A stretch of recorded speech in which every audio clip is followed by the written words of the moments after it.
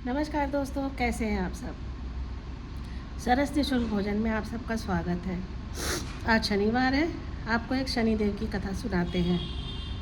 शनिदेव की सच्ची कृपा।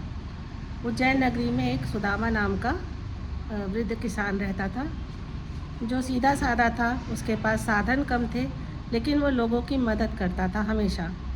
सारा दिन खेती किसानी करता, शाम को स्नान ध्यान करता और दीपक लगाता मंदिर में। इसी तरह जीवन व्यतीत हो रहा था। पर धीरे धीरे क्या हुआ कि उसके जीवन में कुछ परेशानियां चलने लगी। कभी खेती खराब हो जाती, कभी काम सही से नहीं होता। बहुत परेशान रहने लगा।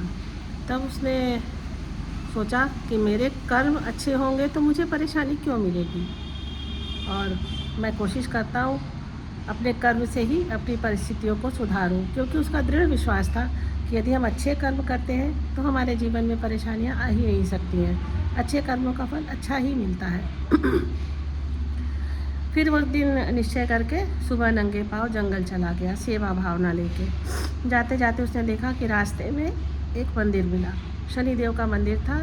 उजाड़ सा पड़ा था, दिया बत्ती नहीं, काई जमी थी, गंदगी थी। उसने क्या किया कि पास ही पड़े झाड़ से एक झाड़ू बनाई और मंदिर की सफाई में जुट गया। सारा दिन की मेहनत के बाद मंदिर चमकने लगा। उसने एक दिया जलाया, भगवान से प्रार्थना की और घर लौट आया। उसने सोचा अगर मैंने अच्छे कर्म किए हैं तो मुझे फल तो मिलेगा ही। मैं अपने कर्मों को कभी नहीं खराब करूँगा और सेवा भावना करता रहूँगा। और इसी तरह से उसका दिन कटता रहा। वो अपनी खेती किसानी करता रहा। एक दिन खेत जोतते जोतते उसका हल किसी चीज़ से टकराया। जब उसने खोला तो देखा कि अंदर एक घड़ा है। पीतल का घड़ा था। उसने उसे निकाला, देखा कि वो सोने के सिक्कों से भरा हुआ था। बहुत खुश हुआ। उसने सोचा कि देखो, मैंने अच्छे कर्म करे तो भगवान ने मुझे फल दिया। लेकिन अगले ही पल उसको ये भी विचार आया कि हो सकता है इस धन में और किसी का हक हो। इसलिए वो तुरंत गांव के सरपंच के पास गया और कहा कि ये घड़ा मुझे खेत में मिला है और इसको आप पता लगाइए इसके मालिक का। 2-3 दिन तक खोजा जाता रहा, पर कोई सच्चा मालिक सामने नहीं आया। तब सरपंच ने उसकी सच्चाई से प्रभावित होकर कहा कि सुदामा, आप ही इसके सच्चे मालिक हो, आप ले जाओ और इसका उपयोग करो।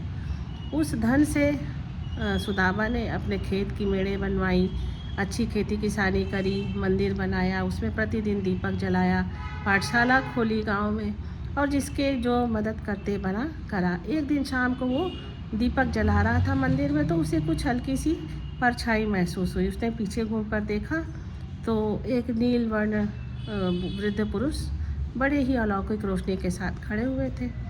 तो उसने प्रणाम किया, कहा मुझे लग रहा है आप शनिदेव हैं। तो उन्होंने कहा हाँ वत्स, मैं ही शनिदेव हूँ।